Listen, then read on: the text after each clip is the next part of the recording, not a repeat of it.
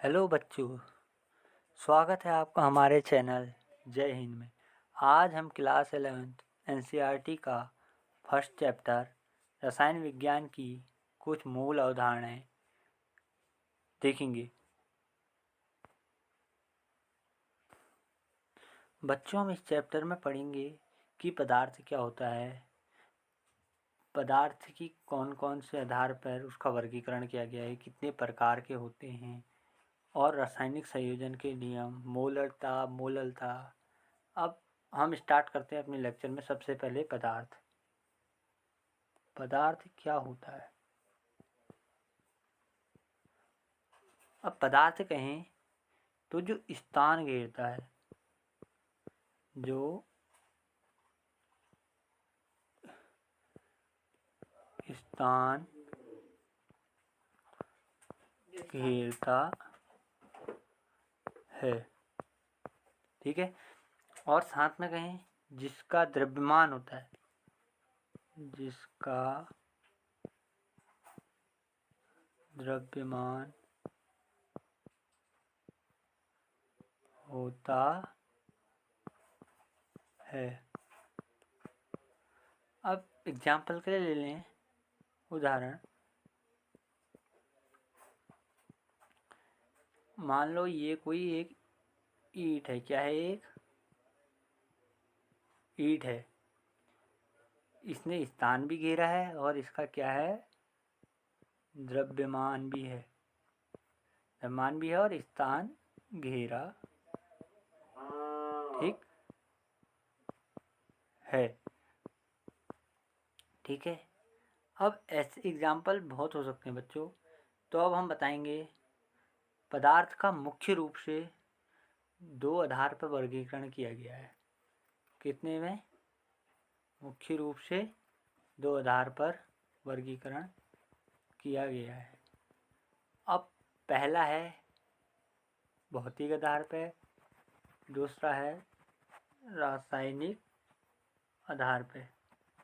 अब भौतिक आधार पे और रासायनिक आधार पे, ठीक है। अब हम इसमें देखेंगे भौतिक के अंदर कौन कौन से आते हैं, रासायनिक के अंदर कौन कौन से आते हैं, ठीक है। तो हम पहले देखते हैं पदार्थ का जो वर्गीकरण किया गया है वो किया गया है दो आधार पे, ठीक है। फर्स्ट है भौतिक आधार पर। क्या है? भौतिक आधार पर। और दूसरा है रासायनिक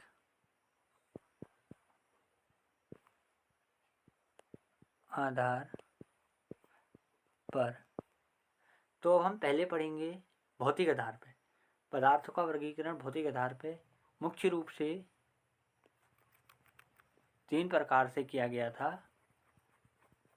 एक ठोस, द्रव, गैस, ठीक है। ठोस, द्रव, गैस। तो हम देखते हैं पहला भौतिक आधार पे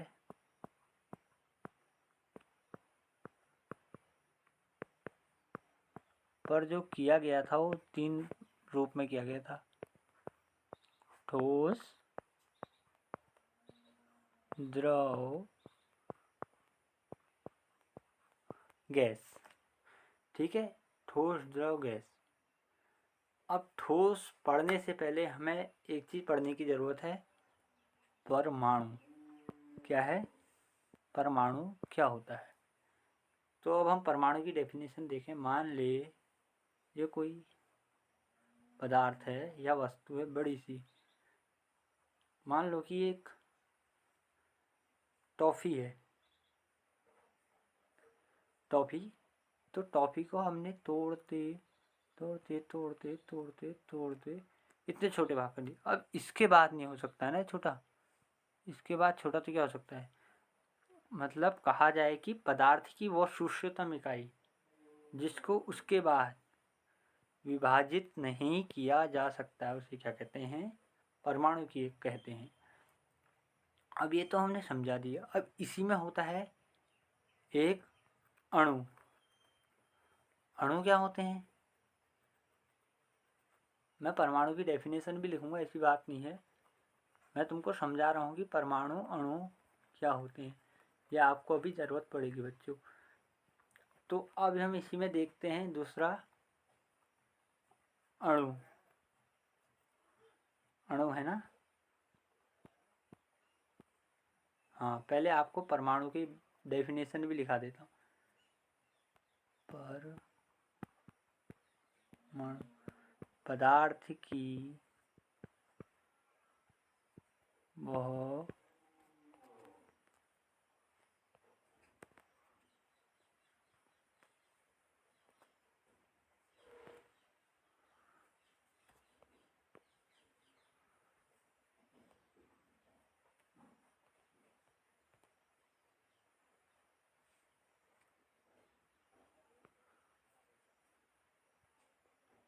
पदार्थ की वह सूक्ष्मतम इकाई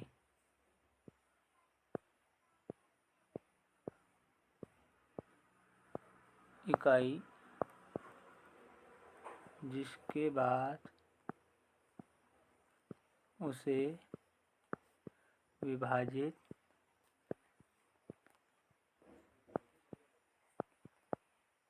नहीं किया जा सकता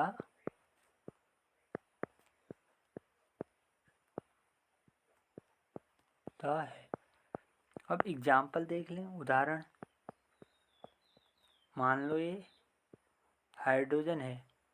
हाइड्रोजन को H2 है, H2 का एक मॉलिक्यूल है H, ठीक है, H। और ऑक्सीजन हो, ऑक्सीजन का एक मॉलिक्यूल है O। ऐसी Cl। अब ये C को कार्बन कहते हैं, ठीक है। ऐसे ही अब हम देखते हैं आगे कोई। ये तो मैंने तुमको बता दिया कि ये एग्जाम्पल हो गए परमाणु के। अब इसी में देखेंगे हम अणु। अणु क्या होता है?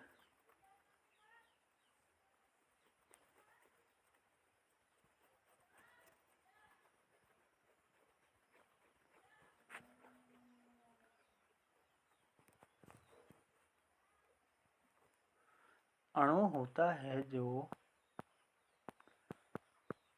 दो या दो से ज़्यादा परमाणु से मिलकर जो पदार्थ बनता है उसे अणु कहते हैं।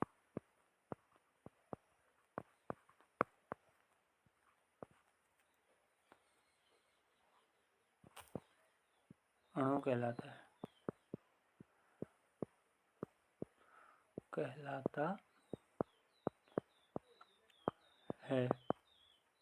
इसका उदाहरण देख लेते हैं। मान लो ये हाइड्रोजन का मॉलिक्यूल है H, और ये भी हाइड्रोजन का मॉलिक्यूल है। तो क्या बन गए? H2। क्या बन गई ये? हाइड्रोजन। क्या बन गई ये? हाइड्रोजन। तो अब हम इसके और एग्जाम्पल देखेंगे। एग्जाम्पल देखते हैं, जैसे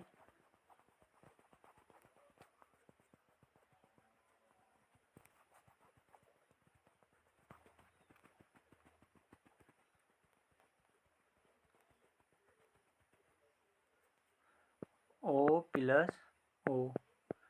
क्या बन गई? ऑक्सीजन, ठीक है। ऐसे ही देखते हैं Cl+Cl, Cl2। क्या बन गया? क्लोरीन। क्लोरीन बन गया। तो अब हम, ये तो हो गया। अब हम फिर से वर्गीकरण में आते हैं। हम देख रहे थे भौतिक आधार पर वर्गीकरण। जो पहला होता है 3 प्रकार से किया गया था, ठोस, द्रव, गैस। ठीक है, ठोस, द्रव, गैस। अब इनके बारे में हम थोड़ा थोड़ा जान लेते हैं। बड़ी अच्छी बात है, यही chapter, first chapter class 12th में भी है। इसी के बारे में आप ठोस, द्रव, गैस के बारे में क्लास 12th में भी पढ़ोगे। अब देखते हैं, मान लो ये कोई ठोस है, लकड़ी मान लो, ये क्या है, लकड़ी जो मिलके बनी है ऐसे। ठीक है, मिलके बनी है बहुत सारे मॉलिक्यूल से। देखो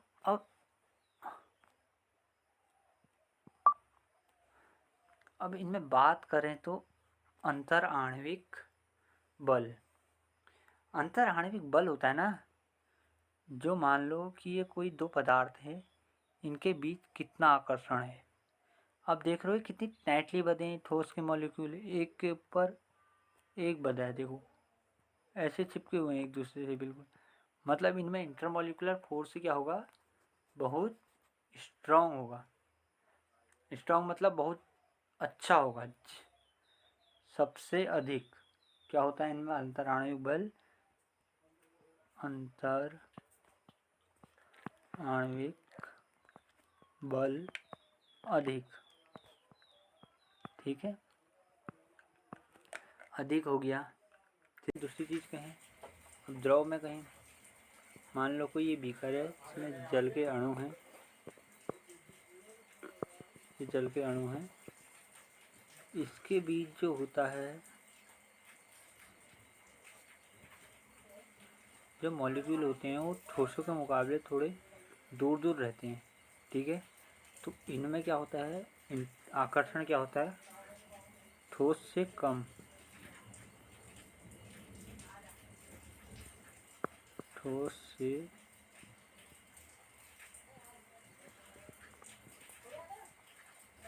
कम।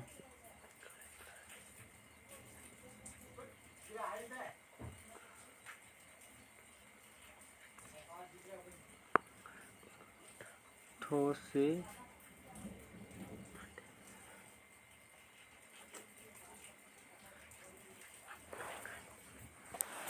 से कम,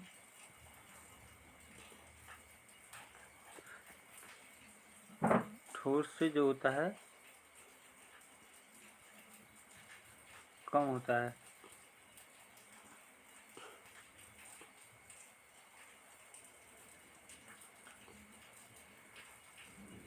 ठोस से कहा जाए तो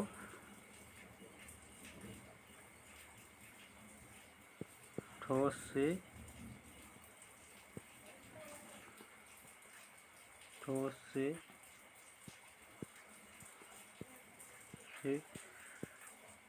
कम, लेकिन गैस से क्या होता है, ज़्यादा होता है।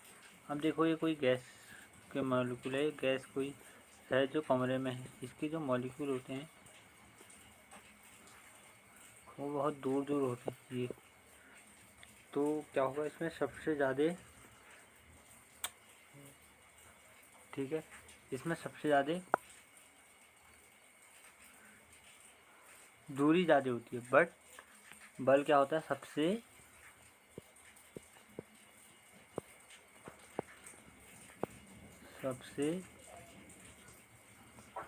कम कहा जाए तो सबसे कम। आकर्षण क्या होता है, बहुत कम। और ठीक है दोस्तों, एक डायग्राम बनाते हैं। ये हो गया ठोस के लिए, ये हो गया द्रव के लिए, ठीक है, ये हो गया गैस के लिए। अब देखो मैंने कहा ठोस के कण एक दूसरे से क्या रहते हैं, आपस में बिल्कुल जुड़े हुए रहते हैं। तो इनके बीच जो अंतर आणविक दूरी होती है, दूरी क्या होती है पता है, मान लो एक आदमी यहाँ पर खड़ा है, एक आदमी यहाँ पर, ठीक है, ये आपस में एक दूसरे से कितनी दूरी में हैं। ठीक है, यही होता है। अब इनके बीच दूरी क्या है, बहुत कम है। मानो कहो तो लगभग शून्य। क्या शून्य होगी? अंतर आणविक दूरी क्या होती है? लगभग शून्य। अब द्रव में देखें, मान लो इसमें जल है, एक मॉलिक्यूल यहाँ है, एक मॉलिक्यूल यहाँ है। अब कहें इसमें कहें तो ठोस से ज़्यादा, गैस से कम। क्या होती है कम? अंतर आणविक दूरी। अब गैस में देखें, गैस के देखो बहुत दूर रहते हैं। मैंने क्या कहा था? इंटरमॉलिक्यूलर फोर्स क्या था इनमें? थोड़ा सबसे कम था, बहुत कम मतलब। ठीक है। अब इसमें देखें ठोस से ज़्यादा और गैस से कम। ठीक है, ठोस से ज़्यादा और गैस से कम। इनमें गैस में ये होता है, द्रव की बात थी, ठोस से ज़्यादा और गैस से कम। गैस में ये होता है बहुत कम, मतलब बहुत कम होती थी इसमें अंतराण्विक बल। तो ये क्या होगी? सबसे दूरी बहुत दूर है ना एक दूसरे से, इतनी दूरी में देख लो बहुत ज़्यादा। क्या होता है? अंतराण्विक दूरी सबसे ज़्यादा होती है किसमें? गैस में। कभी क्वेश्चन भी बन सकता है, कॉम्पिटिटिव एग्जाम में भी आ सकता है। सबसे ज़्यादा या कहेगा अंतराण्विक बल किसमें होता है, या कहेगा अंतर आणविक दूरी किसमें होती है? अंतर आणविक दूरी सबसे ज़्यादा होती है गैस में, सबसे कम होती है ठोस में। इंटरमॉलिक्यूलर फोर्स जो होता है, यानी अंतर आणविक बल सबसे ज़्यादा ठोस में होता है और सबसे कम गैस में होता है। ठीक हो गया। एक दो तो मैंने इसके आपको बता दिया।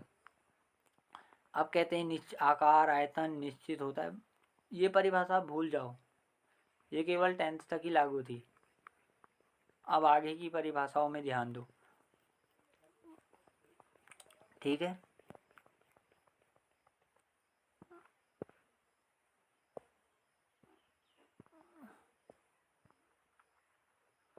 अब इसमें एक और देखते हैं। देखो जैसे ठोस, द्रव।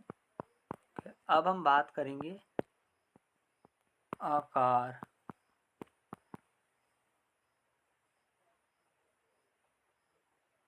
मान लो कि ये बर्फ की कोई सिल्ली है। ठीक है, इसका आकार तो उतना ही रहेगा। आकार तो क्या कम होगा? जिस आकार में बनी होगी उस टाइम वही तो आकार रहेगा, जब तक इसे कोई तोड़ोगे नहीं। मतलब तोड़ने के से पहले इसका आकार क्या होता है?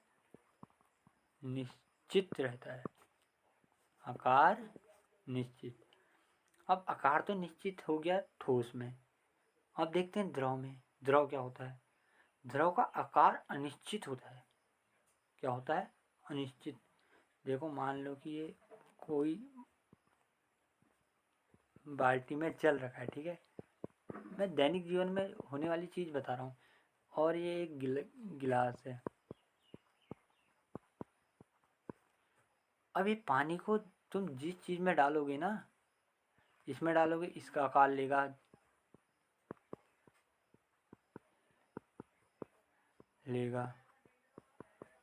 मतलब जिसमें डालोगे उसका आकार ले लेगा। मतलब आकार कहा जाए तो क्या कहें?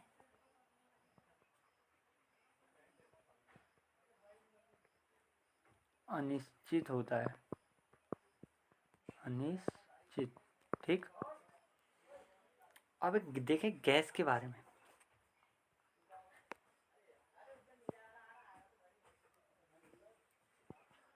गैस के बारे में देखें। गैस। अब गैस में देखें, गैस में भी अनिश्चित होता है।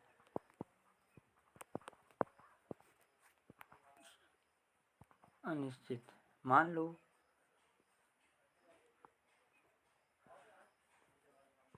ये गैस के लिए उदाहरण दे रहा हूँ। एक ही माचिस का डिब्बा है, इसमें नाइट्रोजन गैस भरी है, तो ये उस समय उसका ही आकार ले लेगी। और एक कमरा है, इसमें नाइट्रोजन गैस छोड़ दो, ये उस समय उसी का आकार ले लेगी। मतलब पूरे कमरे में फैल जाएगी।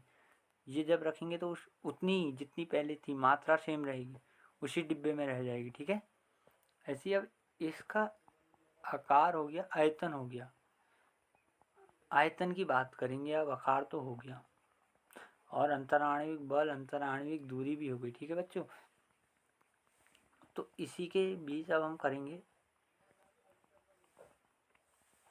दूसरी चीज है आयतन।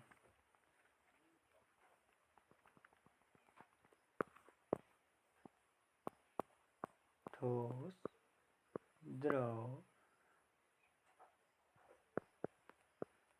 गैस।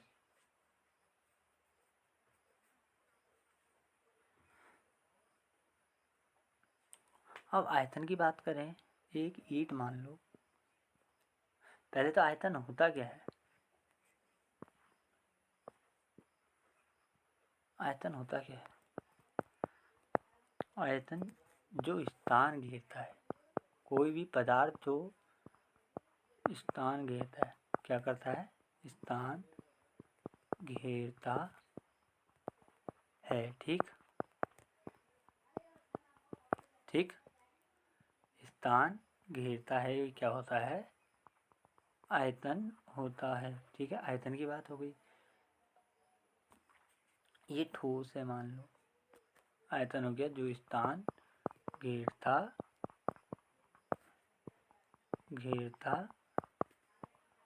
है। ठीक, अब एक मान लो ठोस है। ठीक, और ठोस का क्या होता है? आयतन निश्चित ही रहता है, आयतन भी निश्चित ही रहता है। ठीक है, मान लो आयतन कैसे निश्चित रहता है? इस आयतन मैंने बता दिया स्थान घेरता है। ये ईंट है मान लो, ये ईंट उतना ही तो स्थान दूसरी जगह भी घेरेगी। ये ईंट दूसरा स्थान यहाँ भी तो उतना ही घेरेगी, घेरेगी नहीं? बस यही बात है, सेम स्थान घेरती कहने का अर्थ है मेरा। मतलब आयतन भी क्या होगा? निश्चित होगा आयतन भी। ठीक है, निश्चित आयतन। अब ऐसी द्रव के में बात करें, मान लो कि कोई बाल्टी वाला उदाहरण देख रहा हूँ, इसमें जल है, बाल्टी है मान लो, और ये गिलास है। ठीक है,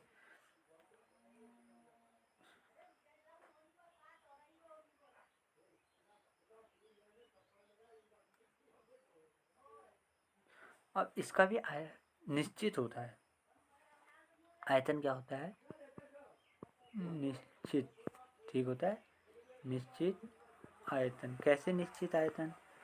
अब मैं पहले तुम्हें इसका लिखूंगा, बाद में सवाल बता देता हूँ निश्चित कैसे होता है। ये बाल्टी है, ये गिलास है मान लो, गिलास। ठीक, अरे ये गिलास में आधा लीटर पानी है मान लो, हाफ लीटर। ठीक, तो बाल्टी में आधा लीटर पानी है, तो ये गिलास में भी तो आधा लीटर ही होगा। आयतन तो निश्चित है ना, आधा ही लीटर है। उसमें भी तो आधे लीटर की जगह ही कवर करेगा, इसमें भी आधे लीटर की, कोई ज़्यादा तो क्या करेगा? तो कहा जाए तो निश्चित आयतन। ठीक, अब ऐसी इसमें बात करते हैं गैस में। गैस में बात करें तो गैस में जो होता है अनिश्चित होता है। गैस क्या होता है?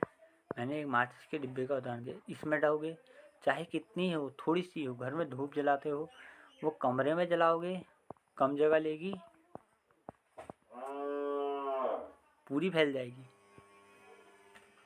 और माचिस में रखोगे, और माचिस के डिब्बे में रखोगे तो उतना ही तो स्थान लेगी, आयतन उतना ही लेगी ना वो। मतलब जिस पदार्थ का है उसी का आकार ले लेती है। आयतन भी अनिश्चित रहता, उसी का आयतन ले लेगी। माचिस का डिब्बा है तो माचिस के डिब्बे जितना बन जाएगी। ठीक है, अब कैसे बताऊं? ये माचिस है, धूप जलाई तुमने घर में, उतना ही ले लिया। फिर एक ही आ गई, मान लो ये तुम्हारा कमरा है, उसी का वो ले लिया आयतन, उसी कमरे का जैसा 5 लीटर है तो 5 लीटर नहीं 5 लीटर, मैंने तो कहा था द्रव में 5 लीटर है, 5 लीटर ही रहेगी, उतना है उतना ही रहेगी, ठीक है। बाल्टी में डालोगे 5 लीटर ही रहेगा, गिलास में डालोगे 5 लीटर होगा। मैंने दिया था आधे लीटर का एक एग्जाम्पल दिया। इसमें ऐसा होता है जितनी गैस माचिस के डिब्बे में हो कमरे में छोड़ोगे तो पूरे कमरे का खा ले लेगी, ठीक है। ऐसी बात हो गई। अब ये तीनों तो मैं ठोस द्रव गैस के बारे में थोड़ी चीज़ें आपको मैंने बता दी, ठीक हो गया। तो अब आगे इसकी चीज़ के बारे में अब हम दूसरी चीज़ बताएं। अब मैं थोड़े थोड़े इनके एग्जाम्पल दे दे रहा हूँ।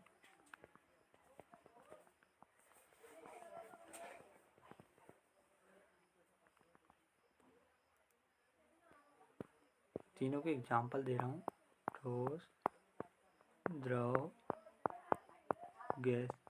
इसका एग्जाम्पल हो गया ईंट, लकड़ी, बर्फ, ठीक है। अब द्रव का एग्जाम्पल जैसे द्रव में देखें क्या क्या हो जाएंगे। द्रव में देखो तुम, जैसे हो जाएगा फर्स्ट हो जाएगी वाटर मान लो, कोल्ड ड्रिंक मान लो, ये सभी पीते हो लगभग, ठीक है। ये तो उदाहरण हो गया। अब मैं दोबारा इसका फिर एग्जाम्पल देता हूँ गैस का। नाइट्रोजन हो गया, कार्बन डाइऑक्साइड हो गई, हीलियम गैस हो गई, ऐसे कई सारी गैस होती हैं। और वाटर, ठीक है। अब मैं इसके बारे में दूसरी चीज़ बताऊंगा वाटर के बारे में। अब देखो कहते हैं ठोस द्रव गैस दोनों अवस्थाओं में पाए जाने वाला पदार्थ, ठीक है। एक क्वेश्चन है लगभग बनता ही बनता है, तीनों अवस्था में पाए जाने वाला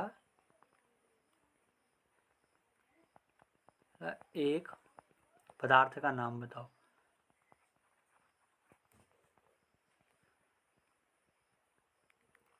इसका एग्जांपल मैं तुम्हें दूंगा, जैसे एक ठोस है, द्रव, गैस, दोनों अवस्था में पाए जाने वाला, तीनों अवस्था में पाए जाने वाला पदार्थ।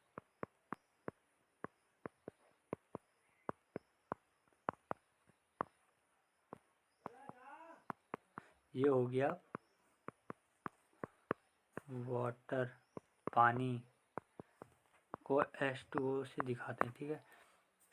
अब देखो कैसे, पानी को गर्म करो, वाष्प के रूप में निकल जाएगा,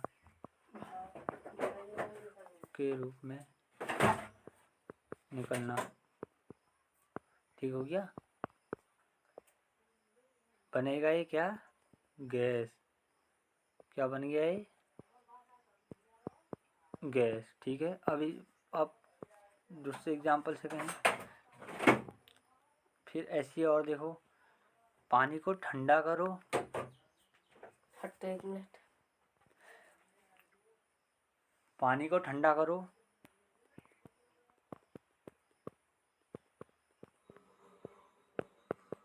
तो ठोस बन जाती है बर्फ, ठोस बर्फ क्या बन जाएगी, बर्फ। अब कह सकते हैं कि आप एक एग्जांपल दे सकते हैं, कोई भी टीचर पूछे, ठोस द्रव गैस तीनों अवस्था में पाए जाने वाला पदार्थ क्या है, वाटर है।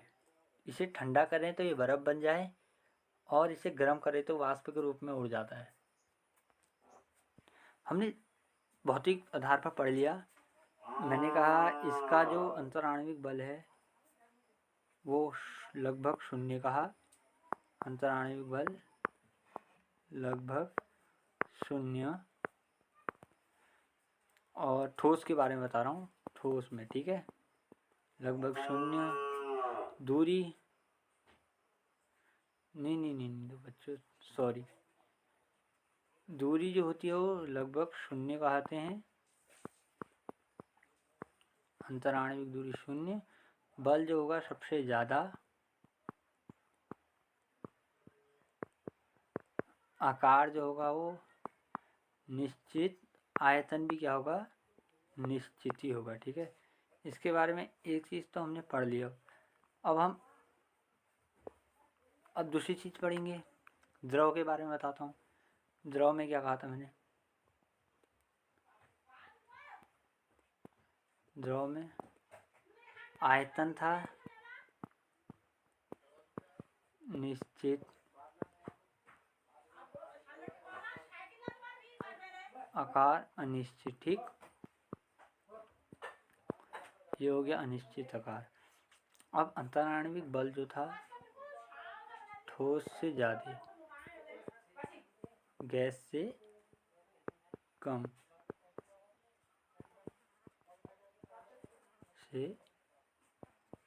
क्या था, गैस से कम।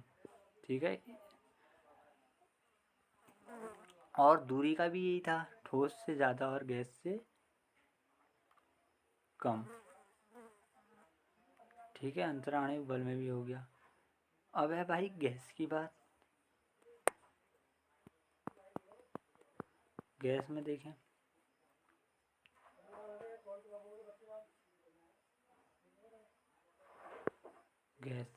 गैस की बात देखें। गैस में जो है मैंने कहा था सबसे ज़्यादा होता है अंतराण्विक, सबसे ज़्यादा दूरी सबसे ज़्यादा होती। ठीक है, और दूरी सबसे ज़्यादा, और जो बल होगा वो कम होगा सबसे। ठीक है, मैंने तुमको एक द्रव में गलत बता दिया, दूरी तो ठोस से ज़्यादा होगी। ठीक है, और बल जो होगा वो कम होगा, गैस से ज़्यादा और ठोस से कम। ठीक है, बल के बारे में इसमें हमने दूरी की बात कर दी, बल की बात कर दी। बल जो होगा सबसे कम और दूरी सबसे ज़्यादा, ठीक है, ये बातें हो गई। ठीक है, ये बातें हो गई। अब रही बात आगे की। ठीक है, ये तो हुआ हमारा, इतना पूरा हो गया। अब रही बात आगे की। गैस में आयतन आकार दोनों ही अनिश्चित होता है, जिस पात्र में डालेंगे उसका ही रूप ले लेगी। ठीक है, अब देखो हम दूसरा जो वर्गीकरण है रासायनिक आधार पर था, रासायनिक